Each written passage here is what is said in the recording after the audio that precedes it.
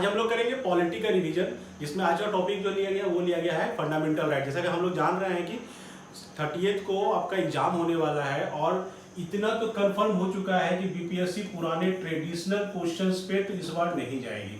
ठीक है, जो पिछले 2 एग्जाम का ट्रेंड रहा है, बीपीएससी ने अपने एग्जामिनेशन का पैटर्न बदल दिया है। तो वो रटने वाला जो स्टूडेंट हुआ करता था, जो रट जाता था कुछ भी, वैसे स्टूडेंट्स यहाँ पर थोड़ा सा बैक पर रहेंगे। क्यों रहेंगे? क्योंकि ट्रेडिशनल मतलब होता था ना पहले कि यही क्वेश्चन पूछा जा रहा है, ये पिछली बार पूछा गया था, उसी को फिर से दोबारा पूछा। अब ऐसा नहीं हो रहा, क्वेश्चन बनाए जा रहे हैं और जब क्वेश्चन बनेगा तो जान लो कि वहां पर कॉन्सेप्ट पे आधारित क्वेश्चन आपको मिलेगा। कॉन्सेप्ट जिसका क्लियर होगा उसी को वो क्वेश्चन बना पाएंगे।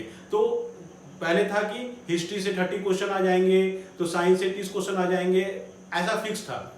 बट अब जब कॉन्सेप्चुअल क्वेश्चन पे तुम मूव कर रहे हो तो हमारा पॉलिटी हो गया, हमारा इकोनॉमी हो गया, ये सारा एक ऐसा टॉपिक है जिसमें कॉन्सेप्चुअल क्वेश्चन आने की संभावना सबसे ज्यादा होती है। जैसे कि अगर हम यूपीएससी का एग्जाम दे रहे हैं तो वहां पे पॉलिटी का इंपॉर्टेंट रोल अदा करता है। वहां पर वो ये कौन से आर्टिकल में लिखा हुआ है, ये कौन से तुम्हारे भाग में लिखा हुआ, ये नहीं पूछता है। वहां पे कॉन्सेप्ट पूछता है कि अगर आपको सोशलिज्म का मतलब समझ में आता है, अगर आपको लिबर्टी का मतलब समझ में आता है, अगर आपको क्या बोलते हो इक्वल बिफोर लॉ या रूल ऑफ लॉ सब का मीनिंग समझ में आता है, वो कहाँ लिखा हुआ है, कहाँ से लिया गया, ये सब नहीं, उसका मीनिंग अगर समझ पा रहे हो, अगर उसको अप्लाई करना जान रहे हो, तभी वो आप क्वेश्चन का जवाब दे पाओगे। तो ये यूपीएससी पूछते आ रही है। और बीपीएससी का जो नया पैटर्न चल रहा है, जो लास्ट 2-3 एग्जामिनेशन हुए हैं बीपीएससी के द्वारा, उसमें इस तरह के पैटर्न का उपयोग किया जा रहा है और इस तरह से मतलब एनसीईआरटी बेस्ड कर लो, एकदम बेसिक से क्वेश्चन आना शुरू हो रहा है। तो हम लोग उस हिसाब से अगर खुद को तैयार करते हैं तो हमें एग्जामिनेशन में ज्यादा कठिनाई होगी नहीं। फिर से रिपीट कर रहे हैं, रटा रटाया क्वेश्चन, रट जाना है कुछ भी, उस तरह से अगर तैयारी करते हो तो आप इस चैनल को तो क्विट कर जाओ। क्योंकि यहाँ पर वो रटाने वाला वो होता है रेलवे में, वो होता है बैंकिंग में, जहाँ पे 60 मिनट में 100 क्वेश्चन करने होते हैं, वो अलग ट्रेड होता है। जब आप सिविल सर्विसेज की बात करते हो तो यहाँ पे आपकी समझ होनी चाहिए। ठीक है, तो क्वेश्चंस हम लोग जैसे ले रहे हैं और हर एक क्वेश्चन से हम लोग क्लियर करना चाहिए। जैसे पहला क्वेश्चन लिया गया था बीपीएससी 2019 में क्वेश्चन पूछा गया था कि पोस्टमार्टम किसे कहा जाता है। ठीक है, कौन सा रिट ऐसा होता है जिसको हम लोग पोस्टमार्टम कहते हैं। आपको ये किसी बुक में लिखा हुआ पहले से नहीं मिलेगा। ये कॉन्सेप्ट पे क्वेश्चन था कि आपको समझना पड़ेगा कि रिट में ऐसा कौन सा रिट है जिसको पोस्टमार्टम कहेंगे। ये कोई बुक पहले कोई बुक लिख के नहीं देता था। जब एग्जाम में क्वेश्चन आया तो क्वेश्चन आना ये बुक में भी लिखाना शुरू हो गया। तो समझते हैं पहले, जैसे रिट को ही अगर हम समझते हैं, ठीक है, तो संविधान में हमारा रिट जो है, रिट जारी करने का अधिकार 2 व्यक्तियों के पास है, मतलब 2 इंस्टीट्यूशंस के पास है। एक तो सुप्रीम कोर्ट है, ठीक है, एक तो सुप्रीम कोर्ट है और दूसरा जो है वो हमारा हाई कोर्ट है। इन दोनों कोर्ट को रिट जारी करने का अधिकार है। सुप्रीम कोर्ट को आर्टिकल 32 प्रोवाइड करता है और हाई कोर्ट को आर्टिकल 2 to 6 प्रोवाइड करता है। ठीक है, 2 to 6 प्रोवाइड कर रहा है। तो आर्टिकल नंबर 32 जो है वो आपका फंडामेंटल राइट में है, जिसमें आप लोग पढ़ते हो संवैधानिक उपचारों का अधिकार। मतलब क्या हुआ कि सिंपल से भाषा में समझो कि अगर किसी व्यक्ति का फंडामेंटल राइट का हनन हुआ, अगर कोई व्यक्ति का फंडामेंटल राइट, तो फंडामेंटल राइट व्यक्ति को दे कौन रहा था, ऐसा समझते हैं। फंडामेंटल राइट व्यक्ति को दे रहा था स्टेट। स्टेट प्रोवाइड कर रहा है, ठीक है, राइट। तो अगर इसके राइट्स का हनन हुआ, हनन कौन करेगा? स्टेट करेगा। तो स्टेट ही जब हनन कर रहा है तो उसके खिलाफ व्यक्ति बोलेगा कहाँ? स्टेट का मतलब क्या हुआ? जितनी आपकी गवर्नमेंट एजेंसियां हो गई सब स्टेट में आ गया, सब डिफाइन हो रहा है। तो अगर गवर्नमेंट की एजेंसियां ही आपकी राइट को छीनने की कोशिश करे या कम करने की कोशिश करे, इन दैट केस यहाँ पे जो व्यक्ति बैठा हुआ है ये व्यक्ति जाएगा कहाँ? तो बोला गया कि आपका गारंटर है, आपको जो राइट है वो गारंटी दिया गया है और उसको सिक्योर करने का ऑथोरिटी दे दिया गया जुडिशरी को, कि जुडिशरी ये देखेगी कि किसी भी हालत में उस पर्सन का फंडामेंटल राइट कोई ना छीने। तो गारंटर कौन है यहाँ पर? गारंटर है सुप्रीम कोर्ट। यहीं पर सुप्रीम कोर्ट को राइट मिलता है 32 नंबर आर्टिकल में कि वो रिट जारी करती है। 5 तरह के रिट होते हैं, ठीक है, जैसे नाम ही समझ लें। जैसे कि तुम्हारे पास इसमें एक नाम छोड़ा हुआ है, एक तुम्हारा होता है, सबसे पहला जो तुम्हारा होता है, एक करके सबका मतलब समझ लो, हैवस कॉर्पस होता है, ठीक है। दूसरा जो तुम्हारा है वो है मैंडामस, जिसको हम लोग यहां पर कह रहे हैं परमादेश, हिंदी में कहें तो परमादेश। तीसरा जो तुम्हारा होगा वो होगा एक हो जाएगा प्रतिषेध मतलब प्रोहिबिशन,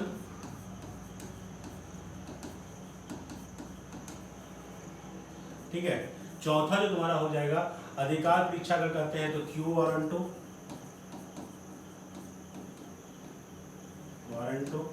और एक इसको 5 कर लो और 4 नंबर कर दो यहीं पर सर्टरी को। तो इस तरह से तुम्हारे पास 5 तरह के रिट है, किसके पास? सुप्रीम कोर्ट के पास, ठीक है। तो अगर 5 तरह के रिट है तो पांचों रिट का अगर मतलब समझ में आ जाए तो इस क्वेश्चन का जवाब तुम दे सकते हो, ठीक है। आंसर की मांग नहीं कर रहे हैं कि आप आंसर ला के दीजिए, आपको हम केवल ये समझाना चाह रहे हैं कि अगर इस 5 तरह के रिट का आप अगर मतलब समझ लेते हैं तो आप इसका जवाब दे सकते हैं, ठीक है। इसको हिंदी में कहते हैं बंदी प्रत्यक्षीकरण, ठीक है। इसको कहते हैं प्रतिषेध, इसको कहते हैं उत्प्रेषण।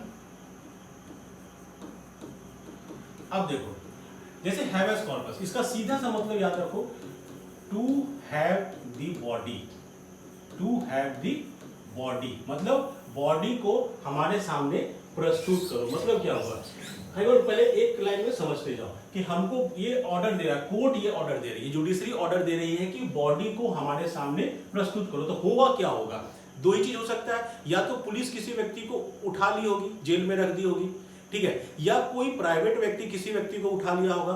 उन दोनों केस में कोर्ट किसको ऑर्डर कर रही है?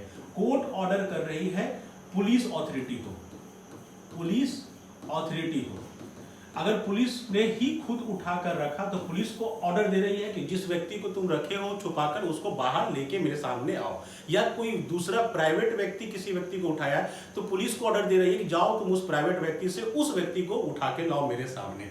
तो बंदी प्रत्यक्षीकरण या हैवेस कॉर्पस का मतलब होता है कि बॉडी को लेके आओ। तो यहाँ पे इसको समझना बहुत जरूरी होगा कि ऑर्डर किसको जा रहा है? ऑर्डर जा रहा है पुलिस अथॉरिटी को। मतलब यहाँ पे कोर्ट ऑर्डर कर रही है पुलिस को कि तुम जाओ अपना काम करो। वैसे ही दूसरा है मैंडामस, ठीक है, परमादेश। इसमें होता है कि ये ऑर्डर करती है पब्लिक अथॉरिटी को, पब्लिक अथॉरिटी को कोर्ट। मतलब क्या हुआ कि कोई पब्लिक अथॉरिटी अगर अपने काम को करने से मना कर दे, ठीक है, कोई पब्लिक अथॉरिटी अगर अपने काम को करने से मना कर दे तो नागरिकों का अधिकार छिनाया। नागरिक गया कोर्ट के पास, देखिए ना मेरा एक काम था, और वो व्यक्ति जो उस कुर्सी पे बैठा हुआ जिसको ये काम करना है वो काम करने से मना कर दिया, तो कोर्ट वहां पर रिट जारी करती है मैंडामस कि परम आदेश, हम आदेश दे रहे हैं, ठीक है, हम आदेश दे रहे हैं कि तुम अपना काम करो। तो कौन किसको करने के लिए बोला जा रहा है? बोला जा रहा है पब्लिक अथॉरिटी को काम करने के लिए। पहला वाला केस में क्या था? पुलिस अथॉरिटी को बोला जाता है। दूसरा केस में किसको बोला गया? पब्लिक अथॉरिटी को। बाकी ये 3 और 4 जो है, ठीक है, प्रोहिबिशन को लो मतलब प्रतिषेध और सर्जरी, ये दोनों केस जो होता है ये जुडिशियल से रिलेटेड है। मतलब क्या होगा कि दोनों में बेसिक सा अंतर समझ लेना, केवल छोटा सा अंतर है। एक जो है, जब मान लो कि कोई हायर कोर्ट है, ठीक है, हायर कोर्ट है, हाई कोर्ट पकड़ लो और यहां पर रख लो जिला कोर्ट, डिस्ट्रिक्ट कोर्ट को ले लो, ठीक है, तो यहां पर 2 केस हो सकता है। या तो डिस्ट्रिक्ट कोर्ट, ठीक है, डिस्ट्रिक्ट कोर्ट किसी केस की सुनवाई कर रहा है और दूसरा केस होता है डिस्ट्रिक्ट कोर्ट ने सुनवाई कर फैसला सुना दिया। 2 केस है, ठीक है।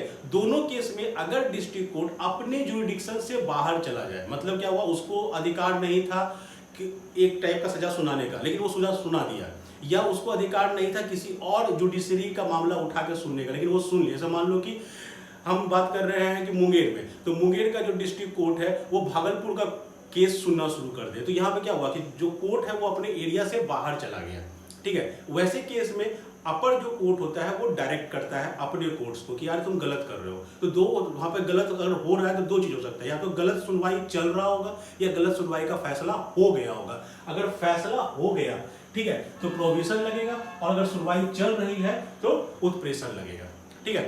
यानी ये दोनों केस जो है ये जुडिशरी अपने में सॉल्व करती है, ठीक है। अगला है क्यू वारंटो, कि आपको अधिकार परीक्षा मतलब क्वेश्चन पूछा जा रहा है। जैसे मान लो कि हम किसी पद पर बैठे हुए हैं, तो किसी व्यक्ति ने क्वेश्चन पूछा कि आप इस पद पर कैसे बैठ गए, आपकी अथॉरिटी क्या है, आप किस आधार पर इस कुर्सी पर बैठकर काम कर रहे हैं, ठीक है। तो यहाँ पर क्वेश्चन पूछ रहा है कि व्हाट्स योर अथॉरिटी, आपकी अथॉरिटी किया है, आप क्यों यहाँ पर आकर बैठे हुए हैं।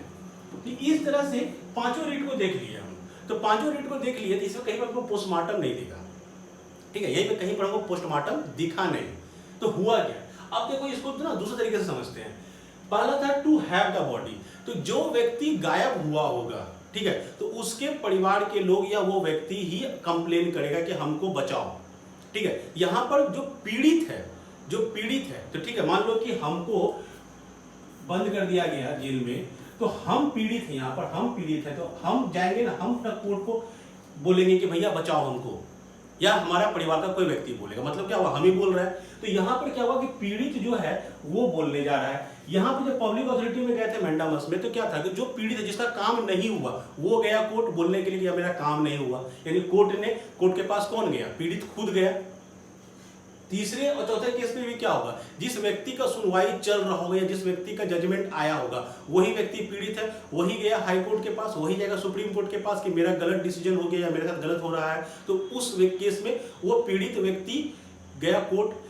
पांचवा केस जो क्यू वारंटो है, उसमें क्या बोल रहे हैं, अधिकार पीछे, मतलब हम अपने कुर्सी पे बैठे हुए हैं, ठीक है, और मेरे बारे में कोई दूसरा व्यक्ति, ठीक है, कोई दूसरा व्यक्ति कोर्ट में गया, मतलब क्या हुआ कि मैं ए हूं, मैं चेयर पर बैठा हुआ हूं, और मेरे बारे में बी जो है वो गया हाई कोर्ट कि ए जो है वो क्यों बैठा हुआ है कुर्सी पर।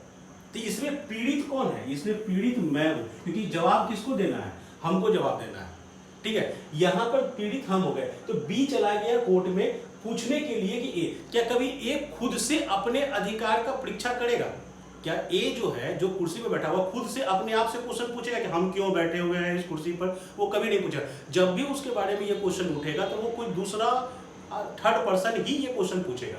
तो यहाँ पर थर्ड पर्सन ने क्वेश्चन पूछा कोर्ट से कि विच what authority A is sitting on that chair. यहाँ पूछने वाला व्यक्ति कौन है, बी है, ठीक है।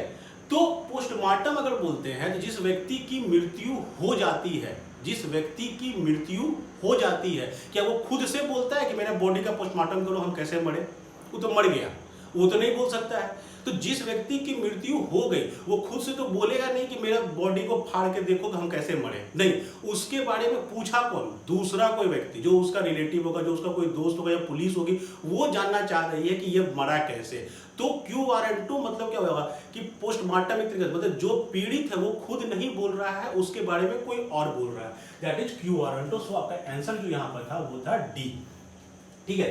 नेक्स्ट क्वेश्चन देखते हैं हम लोग। जैसे अगला क्वेश्चन है, निम्नलिखित में से कौन सा कारक किसी उदार लोकतंत्र एक कॉन्सेप्ट है, ये कॉन्सेप्ट है लिबरल डेमोक्रेसी का। पहला तो इस तरह के क्वेश्चन आपको किसी थ्योरी वाले बुक में मिलेगा नहीं डायरेक्ट, ये सब एप्लीकेशन है, ये सब कॉन्सेप्ट का एप्लीकेशन है। बोल रहा है कि उदार लोकतंत्र मतलब लिबरल डेमोक्रेसी में स्वतंत्रता मतलब क्या हुआ, लिबर्टी, ठीक है, लिबर्टी का सिक्योरिटी कौन दे रहा है, मतलब लिबरल डेमोक्रेसी अगर है और उसमें अगर लिबर्टी का अधिकार है तो इसको सिक्योर कौन कर रहा है।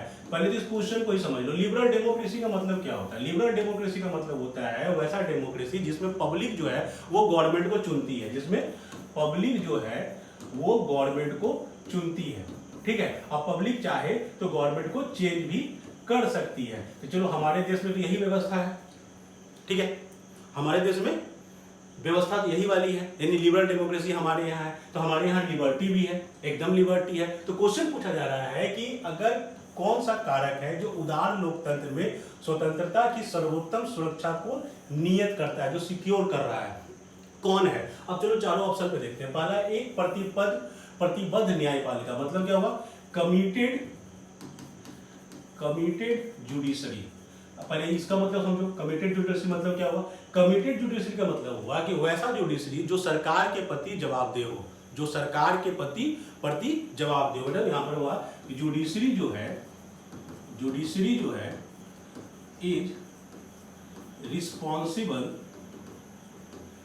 टू गवर्नमेंट, ठीक है। तो अगर जुडिशरी गवर्नमेंट के प्रति जवाबदेह होगी तो क्या गवर्नमेंट के नीतियों के विरुद्ध जाकर वो किसी व्यक्ति की स्वतंत्रता की रक्षा करेगी? नहीं करेगी। क्यों नहीं करेगी? क्योंकि हमारी जो जुडिशरी है वो कमिटेड है, ठीक है। किसके प्रति कमिटेड है? गवर्नमेंट के प्रति, यानी गवर्नमेंट के पॉलिसी के अगेंस्ट जुडिशरी जाएगी नहीं, यानी कि ये कभी भी आपके स्वतंत्रता की सुरक्षा नहीं कर पाएगी। तो आपका ये ऑप्शन गलत हो गया। अब हमारे यहाँ इसीलिए देखो वर्ड लिखा हुआ है, हमारे यहाँ इंडिपेंडेंट जुडिशरी है। हमारे यहाँ क्या है? Independent judiciary. अगर ऑप्शन में इंडिपेंडेंट जुडिशरी देता तो मेरा आंसर हो जाता। ठीक है, यानी कमिटेड जुडिशरी कभी भी स्वतंत्रता की सभी लोगों की बात कर रहे हैं, मतलब एक पक्ष होगा जो सरकार को वोट दिया होगा तो उसकी तो बात सुन लेगी, लेकिन जो सरकार को वोट नहीं दिया होगा उसकी बात नहीं सुनेगी। इसीलिए हमारे देश में इंडिपेंडेंट जुडिशरी है। दूसरा, शक्तियों का केंद्रीकरण। ठीक है, सेंट्रलाइजेशन ऑफ पावर। अगर पावर को हम सेंट्रलाइज कर देंगे, सेंट्रलाइजेशन कर देंगे, पावर सारी शक्तियां निहित है किसी एक व्यक्ति में, तो वो सबकी सुरक्षा, सबकी स्वतंत्रता के लिए बात करेगा? नहीं करेगा, कभी नहीं करेगा। ये सेंट्रलाइजेशन नहीं हो सकता है। निर्वाचित सरकार, ठीक है, निर्वाचित सरकार मतलब इलेक्टेड गवर्नमेंट की बात कर रहे हैं। चलो देखते हैं इलेक्टेड गवर्नमेंट कर सकती है क्या। जो व्यक्ति इलेक्टेड होगा, गारंटेड है उसको एक पक्ष ने वोट दिया होगा, एक पक्ष ने वोट नहीं दिया होगा। तो ऑब्वियस बात है कि ये जिस कहने को तो हम कह सकते हैं कि वो सरकार सबकी है, बट वो कहीं ना कहीं माइंडसेट रहता है। तो क्या आप एक इलेक्टेड गवर्नमेंट से ये उम्मीद कर सकते हो कि वो सबके लिए सोचेगा? नहीं सोचेगा। मान लो कि केंद्र में सरकार बनी और उसको कोई एक राज्य कंप्लीट एक भी सीट नहीं दिया, ठीक है, या कोई एक राज्य में उसको एक भी उसके एमपी नहीं है, उसके एक भी एमएलए नहीं है, तो वो उस राज्य की तरफ उदासीन थोड़ा सा हो ही जाता है। तो ये आपका ऑप्शन गलत होगा। लास्ट जो है शक्तियों का पृथक्करण, division of power. Division of power, ठीक है, डिवीजन ऑफ पावर जैसे बात करते हैं, इसमें क्या हुआ, हमारे यहाँ जैसे 3 है, ठीक है, कार्यपालिका, विधायिका और न्यायपालिका, तीनों का एरिया अलग अलग बटा हुआ है और कोई किसी के एरिया में नहीं घुस सकता है। ठीक है, अब तीनों को पता है कि क्या काम करना है और तीनों को पता है कि कॉन्स्टिट्यूशन के तहत ही काम करना है, उससे बाहर हम जा नहीं सकते हैं। तो यहाँ पर जो पावर का डिस्ट्रीब्यूशन है, ठीक है, चाहे वो लेजिस्लेचर को हो, चाहे वो आपके एग्जीक्यूटिव को हो और चाहे आपके जुडिशरी को हो, ठीक है, ये तीनों आपस में अलग अलग हैं और तीनों को संविधान के तहत काम करना है। तो गारंटेड है कि अगर हम बात करेंगे किसी नागरिक के स्वतंत्रता की सुरक्षा के लिए, तो ये जो डिवीजन ऑफ पावर है ये उसको प्रोटेक्ट करने की कोशिश करेगा, क्योंकि पावर सबके बटे हुए हैं, सब संविधान के अधीन होकर काम करेंगे। तो जब संविधान के अधीन होकर काम करेंगे तो किसी की स्वतंत्रता या किसी के राइट को छीनने की कोशिश नहीं हो पाएगी, और अगर छीनने की कोशिश होगी तो यहाँ पर जुडिशरी आएगा बचाने के लिए। तो आपका जो आंसर हो जाएगा वो हो जाएगा डी। अगला क्वेश्चन देखते हैं, निम्नलिखित में किस व्यक्ति ने मूल अधिकारों को हमारे लोगों के लिए एक प्रतिज्ञा तथा सभ्य विश्व के साथ किया गया एक समझौता है। ठीक है, ये एक स्टेटमेंट है कि जो मौलिक जो फंडामेंटल राइट है उसके बारे में कहा जा रहा है कि फंडामेंटल राइट जो है वो हम लोगों के लिए तो एक प्रतिज्ञा, एक कसम है, ठीक है, लेकिन विश्व के साथ एक समझौता है कि विश्व को भी हम बता रहे हैं कि हम ऐसा करेंगे और आप भी ऐसा कर सकते हैं। तो ये किसने कहा था? इसका आंसर सीधा हो जाएगा डी, डॉक्टर एस राधाकृष्णन, जो संविधान सभा की अपने बैठक में, अपने भाषण में ये स्टेटमेंट कहे थे। ठीक है, फिर बोला गया है कि समता का अधिकार 5 अनुच्छेदों में प्रदान किया गया है, वो अनुच्छेद कौन कौन से हैं? ठीक है, बहुत सिंपल सा क्वेश्चन था। समता, right to equality, right to equality तो हम लोग सब जानते हैं, राइट टू इक्वलिटी कहां से कहां तक है? ये है 14 से लेके 18 तक। ठीक है, अब 14, 15, 16, 17, 18 इसको भी याद कर लो यहीं पर। एक सिंपल सा ट्रिक बताते हैं, ठीक है, एक सिंपल सा ट्रिक बनाते हैं। लॉ रिमूव ऑल डाउट कर दो, DOUT, law remove all doubt. D से हो गया डिस्क्रिमिनेशन, ठीक है, ओ से हो गया अपॉर्चुनिटी, अवसर जिसको कहोगे, यू से हो गया अनटचेबिलिटी और टी से हो गया टाइटल्स। पहला है लॉ के सामने सब बराबर है, इक्वलिटी बिफोर लॉ, इक्वलिटी कानून के समझ सब बराबर है, इक्वलिटी बिफोर लॉ। ठीक है, डिस्क्रिमिनेशन नहीं करना है। कौन कौन सा केस है याद रखना, एग्जाम में पूछता है हमेशा, रिलीजन, धर्म, रेस, नस्ल, caste, sex and place of birth. इसके religion, race, caste, sex, place of birth, इसके आधार पर कोई भी किसी को भेदभाव नहीं कर सकता। अपॉर्चुनिटी कहां पर? पब्लिक, सरकारी उपकरणों में, ठीक है, पब्लिक सेक्टर में, आपको बराबर का अपॉर्चुनिटी मिलेगा। अनटचेबिलिटी डिमोलिश होगी, ये किसी भी तरीके से एक्सेप्टेबल नहीं है। टाइटल्स खत्म होंगे, सर, राय बहादुर, ये सारे टाइटल्स हटा दिए गए। ठीक है, तो इस प्रकार से देखोगे 14 से लेकर 18 तक कहां बात कर रहा है, राइट टू इक्वलिटी। इसको याद करने का एक तरीका तुमको बताएं, लॉ रिमूव्स ऑल डाउट्स। ठीक है, फिर क्वेश्चन है, कानून को लागू करने के मामले में कोई विधान जो किसी कार्यपालक अथवा प्रशासनिक अधिकारी को अनिर्देशित एवं अनियंत्रित विवेकाधिकार दे देता है तो भारत संविधान में किस अनुच्छेद का उल्लंघन करता है। ये आईएएस 2021 का क्वेश्चन है। ठीक है, बेसिक क्वेश्चन को पहले समझो क्या बोलना चाहता है। बोलता है कि अगर कोई ऐसा एक लॉ बन गया, ठीक है, जिसका यूज करके कोई ऑफिसर है, ठीक है, कोई ऑफिसर है किसी पद पर बैठा हुआ, ये ऑफिसर जो है ये अनकंट्रोल्ड हो जाए, ये अनकंट्रोल्ड हो जाए, ठीक है, ये अनकंट्रोल्ड हो जाए, ठीक है, इसी डायरेक्शन लेस हो जाए, तो ऐसे कंडीशन में मेरा कौन सा आर्टिकल को फर्क पड़ेगा।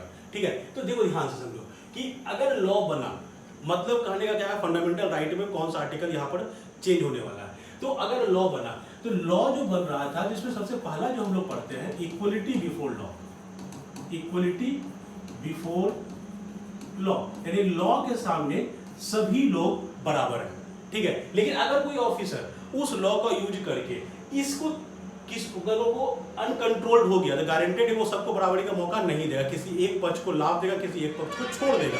तो ऐसा हुआ तो वो कहां पर फर्क पड़ेगा, वो तुमको फर्क पड़ेगा आर्टिकल 14 में, समता के अधिकार, right before equality before law के आगे वो फर्क है। तो क्वेश्चन जो है वो कॉन्सेप्ट पर आधारित है। ठीक है, कहीं रटने वाला कोई कॉन्सेप्ट नहीं है कि हाँ रट गए, कुछ भी रटने उठने से कुछ नहीं होता है। फिर बोला गया मूल अधिकारों में किस संदर्भ में अस्पृश्यता, मतलब क्या हुआ, अनटचेबिलिटी। ठीक है, अनटचेबिलिटी के रूप में विधान समझना है। तो ये आईएएस 2020 का क्वेश्चन है कि अनटचेबिलिटी कहां पर होता है। अभी तुमको बताया था 14, 15, 16, 17, 18 लॉ रिमूव ऑल डाउट, यानी कि यू 17 नंबर आर्टिकल। ठीक है, यू 17 नंबर आर्टिकल आपका फर्क पड़ेगा। तो कहां मिलेगा, ये स्वतंत्रता देगा, संवैधानिक अधिकार देगा, समता का अधिकार। ठीक है, राइट, ये इक्वलिटी के राइट टू इक्वलिटी के अधीन ये मिलेगा।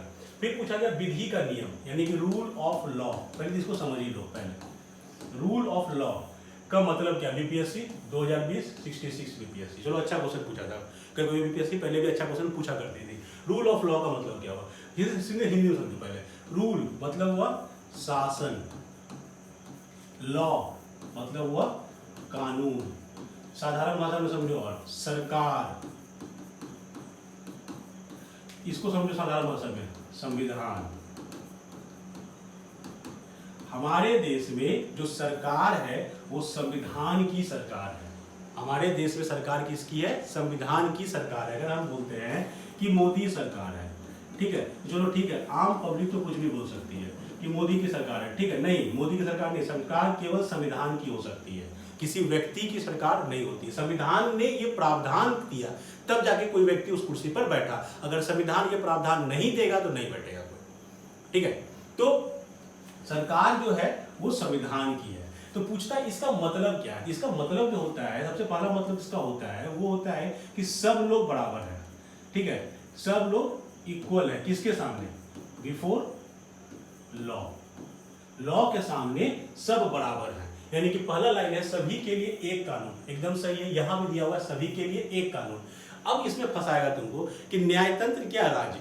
अब देखो सभी के लिए अगर एक कानून बोलते हैं, सभी के लिए एक कानून, तो अगर नहीं हुआ ऐसा, अगर नहीं हुआ ऐसा, सबके लिए एक कानून नहीं हुआ, तो जिसके लिए एक कानून, जिसके साथ भेदभाव किया गया, वो क्या करेगा, वो अपनी शिकायत करेगा। किसके पास जाकर, कोर्ट के पास जाकर वो अपनी शिकायत करेगा। मतलब क्या हुआ कि सभी के लिए एक कानून तो है ही, सभी को एक और अधिकार दिया गया कि तुम कोर्ट जा सकते हो इफ इन द केस तुम्हारे साथ भेदभाव किया गया है तो। मतलब क्या हुआ, सबको एक न्यायतंत्र भी दिया गया, यानी जुडिशरी भी सबको एक दिया गया है। मतलब तुम्हारा आंसर क्या हो जाएगा, ये सभी के लिए एक कानून और सभी के लिए एक न्यायतंत्र। चूंकि जब तक कोर्ट इन्वॉल्व नहीं होगी तब तक राइट का कोई मीनिंग है नहीं, जब तक कोर्ट नहीं है तब तक राइट का कोई मीनिंग नहीं है। स्वतंत्रता का अधिकार में 4 अनुच्छेद में दिया गया, बताओ कौन सा। अगला जो राइट है वो है राइट टू फ्रीडम 19 से लेके 22 तक, सीधा क्वेश्चन पूछ दिया है 19 से लेके 22 तक, आपका आंसर हो जाएगा डी, जिसमें 19 में आपको 6 प्रकार की स्वतंत्रता दी गई है, अब फिर 20 है, 21 है और 22 है। ठीक है, 6 प्रकार की स्वतंत्रता को याद करो। 19 का एक कैसे याद करते हैं, सबसे पहला अधिकार बोलने का अधिकार, सबसे पहला अधिकार बोलने का, राइट टू स्पीच, ठीक है, एक्सप्रेस अपने विचारों को व्यक्त करने का अधिकार है, सो ऑन।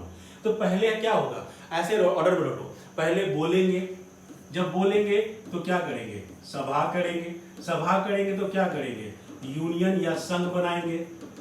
ठीक है, यूनियन या संघ बनाएंगे तो क्या करेंगे, फिर इसका यूनियन और संघ बनाए, उसके बाद क्या करेंगे, इसको प्रचार करने के लिए घूमेंगे, जहां तहां जाएंगे घूमने के लिए, बताने के सबको जगह भी घूम सकते हैं, घूमेंगे, कोई जगह अच्छा लग गया तो वहीं बस जाएंगे, वहीं रह जाएंगे और जब बस जाएंगे तो जरूर कुछ ना कुछ काम करना पड़ेगा, कमाएंगे। यही है आपका 6 तरीके का अधिकार कि सबसे पहला है पहले बोलेंगे, जब बोलेंगे तो सभा होगा, सभा होगा तो संघ बनाएंगे, पार्टी बनाएंगे, पार्टी बनाएंगे तो पार्टी का प्रचार करने के लिए घूमेंगे पूरी तरह, जब घूमेंगे तो कहीं अच्छा लगा तो रह जाएंगे, और रह गए तो कमाना पड़ेगा तो कमाएंगे। इस प्रकार से देखोगे कि ये सारे राइट्स उनको 19 नंबर में बताया गया। इसी में लास्ट में एक और था संपत्ति का अधिकार जो हटा दिया गया। ठीक है, तो स्पीच एंड एक्सप्रेशन, ठीक है, सभा करना, टीम बनाना, ठीक है, पूरे भारत में कहीं भी घूमने की आज़ादी, कहीं भी रहने की आज़ादी और कहीं भी कमाने की आज़ादी। इस प्रकार से 19 नंबर ये बोलता है। ठीक है, 20 बोलता है कि अगर तुम पर कोई आरोप सिद्ध हो गया तब तुमको प्रोटेक्ट करेंगे हम, मतलब आरोप सिद्ध होने का मतलब क्या हुआ कि तुम पर कोई चार्ज लगा, वो प्रूफ हो गया कोर्ट में, तुमको सजा हो गई, तो अरे ऐसा तो नहीं है कि तुमको एक ही क्राइम के लिए दूसरी बार फिर सजा हो जाए, तो उस तरह के केसेज में 20 प्रोटेक्ट करता है। 21 है लाइफ एंड लिबर्टी, आपके निजता का अधिकार, आपका लाइफ एंड लिबर्टी के लिए क्या क्या चीज जरूरी है, सबका अधिकार यहाँ पर है। अब 22 जो क्या है वो है कुछ मामलों में दोषसिद्धि, मतलब पुलिस अगर मामलों को उठाने चली गई तो वहां पर आपको 3 तरह का पॉइंट बोला जाता है, 24 घंटे के अंदर मजिस्ट्रेट के पास पेश करोगे, ठीक है, आरोप पत्र बताओगे, तो ये चीजें आपको प्रोटेक्शन, स्वतंत्रता का अधिकार में सब मिला दो तो तुमको मिलेगा क्या, स्वतंत्रता का अधिकार जो पूछा गया सिंपल सा क्वेश्चन था। ठीक है, आर्टिकल पूछ के छोड़ दिया। अगला पूछा है कौन सा अनुच्छेद प्रेस की स्वतंत्रता, अभी जस्ट बताया, बोलने की और एक्सप्रेशन करने का यानी कहां पर है, 19 के 1 में, यानी आपका कौन सा हो जाएगा, आर्टिकल नंबर 19 हो जाएगा। ठीक है, उच्चतम न्यायालय के अनुसार निजी भवनों के ऊपर राष्ट्रीय झंडे को फहराना हर नागरिकों का मौलिक अधिकार है। ये कहां बताया गया है, ये पहले तो याद रखना, नवीन जिंदल का केस था, नवीन जिंदल का केस था, नवीन जिंदल बना भारत सरकार। इस केस में सुप्रीम कोर्ट ने डिसीजन सुनाया कि झंडा जो राष्ट्रीय झंडा है उसको आप किसी भी प्राइवेट बिल्डिंग पर फहरा सकते हैं और इसको 19 के 1 में ही जोड़ा जाएगा, कहां पर, एक्सप्रेशन में, कि ये मेरा एक्सप्रेस कर रहे हैं हम कि हम भारतीय हैं, हमको भारत से प्यार है, हम देशभक्त है। ठीक है, टाइप ऑफ एक्सप्रेशन है कि हमने झंडा अपने घर के ऊपर लगाया हुआ है। तो 19 के 1 के ए में इसको शामिल किया गया था। आपको ऑप्शन हो जाएगा संविधान के अनुच्छेद नंबर 19 का 1 का ए। ठीक है, फिर है निजता का अधिकार, निजता का अधिकार, रक्षावाणी बनाम भारत, ठीक है, रक्षावाणी बनाम इंडिया, ये केस हुआ था। इस केस में राइट टू प्राइवेसी को आर्टिकल नंबर 21 में जो आपका लाइफ एंड लिबर्टी है उसमें सुप्रीम कोर्ट ने डिसीजन दिया था कि निजता का अधिकार भी फंडामेंटल राइट है। अपने पसंद के व्यक्ति से शादी करने की आजादी कहां पर, ये भी आर्टिकल नंबर 21 में, लाइफ एंड लिबर्टी, आपको डिग्निटी के साथ जीने का अधिकार है, तो आपको जिसके साथ जीना है आप जिए, कोई मना आपको करेगा नहीं, ये डिसीजन था सुप्रीम कोर्ट का। ठीक है, शिक्षा के अधिकार को कब जोड़ा गया था 1 अप्रैल 2010 में। ठीक है, पॉइंट याद रखना, 86 अमेंडमेंट था संविधान का, 86 नंबर अमेंडमेंट था, 2002 में आया था। ठीक है, कहाँ जोड़ा गया, 21 के क में इसको जोड़ा गया, आर्टिकल 21 के क में इसको जोड़ा गया। नेक्स्ट क्वेश्चन है कि कौन सा एक मानव अधिकार भारत संविधान के मौलिक अधिकार भी है, भारत के संविधान के अंतर्गत मौलिक अधिकार भी है, तो कौन सा अधिकार है, देखो शिक्षा का अधिकार है। अभी जस्ट क्वेश्चन देखें, बीपीएससी दोनों क्वेश्चन एक ही साथ पूछी थी। ठीक है, अब पूछता है कि संविधान में शोषण के विरुद्ध अधिकार में क्या प्रकटित है। पहला, शोषण के विरुद्ध अधिकार में समझो पहले क्या क्या है, वहां पर 2 बातें बोली गई है। एक तो बोला गया है कि किसी व्यक्ति से देह का व्यापार, मतलब जबरदस्ती काम करवाना, मतलब तुम मेरे यहाँ काम करो, हम तुमको पैसा नहीं देंगे, मतलब बेगाड़ी खटाना, तो उसका प्रोटेक्शन है। तो एक तो तुम्हारा हो जाएगा एक। ठीक है, ये अनटचेबिलिटी है जो आर्टिकल 17 में था समता के अधिकार में, ये नहीं होगा। अल्पसंख्यकों का अधिकार ये 28 और 29 में बताया गया है, ठीक है, ये नहीं होगा। अब खानदानों और कारखानों में बच्चों का नियोजन, ये है 14 साल से कम उम्र के बच्चों का आप किसी भी खतरनाक जगह पे काम नहीं करवा सकते। ऑप्शन क्या है? 1 और 4, 1 और 4 आपका सही होगा, ठीक है। फिर क्वेश्चन पूछा गया कि इसको सुमेलित करो, ये सीधा सा क्वेश्चन है, 22 सही है, केवल सी सही है आपका। झारखंड पीसीएस 2021 में ये क्वेश्चन पूछा गया था, ठीक है। अब एक क्वेश्चन फिर यूपीएससी पूछ रही है 2021 में, बड़ा अच्छा क्वेश्चन यूपीएससी पूछती है।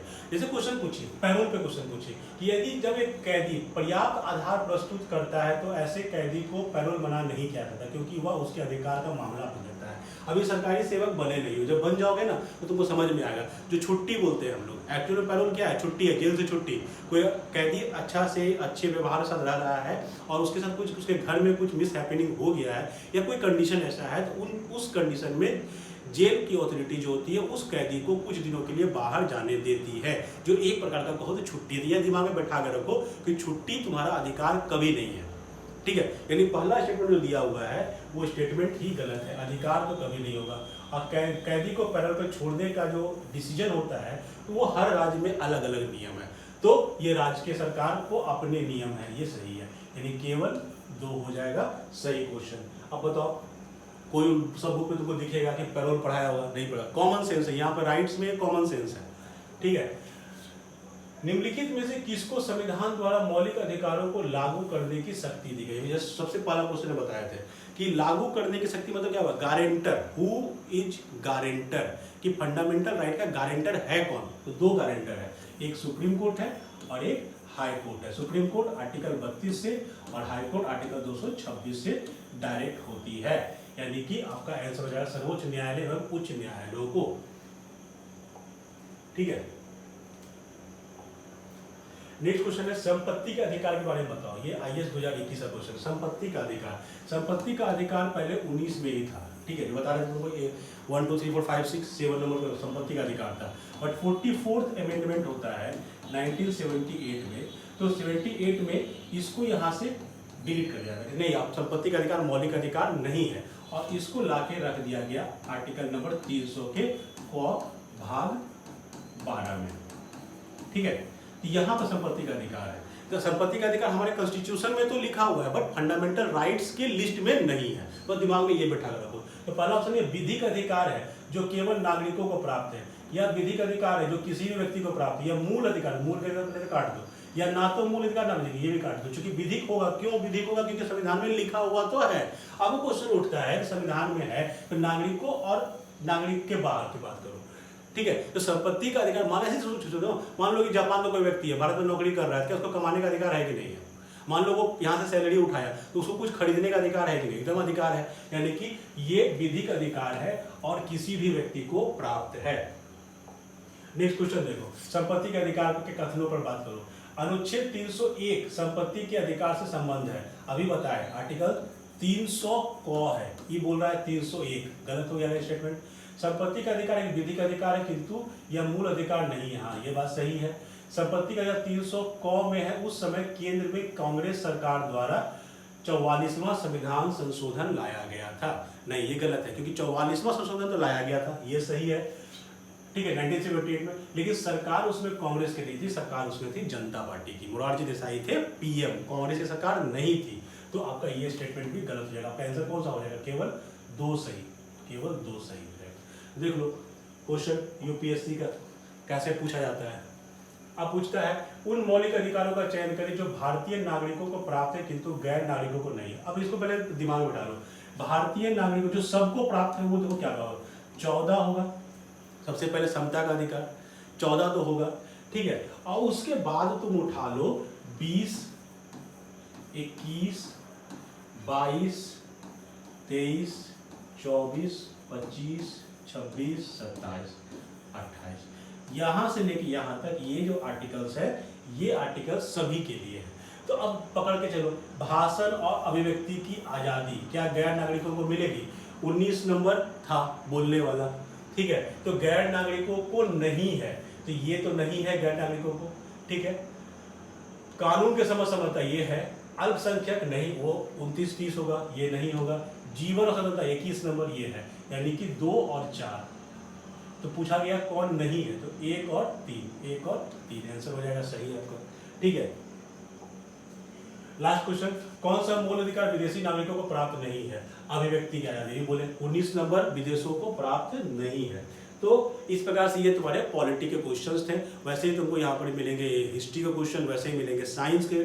साइंस का इंपॉर्टेंस जान ही सकते हैं आप लोग कि बहुत सारा क्वेश्चन 30-35 क्वेश्चन कभी कभी साइंस में आता है। अगर साइंस से डर लगता है तो हमारे चैनल पर जरूर रहना, आपको साइंस का कॉन्सेप्ट बताया जाएगा जिससे आपको एग्जाम में क्वेश्चन सॉल्व करना आसान होगा। आप हमारे यूट्यूब चैनल के चैनल लिस्ट पे, वीडियो की लिस्ट पे जाकर भी हमारे चैनल पे अपलोड किए गए वीडियो को देख सकते हो। Thank you.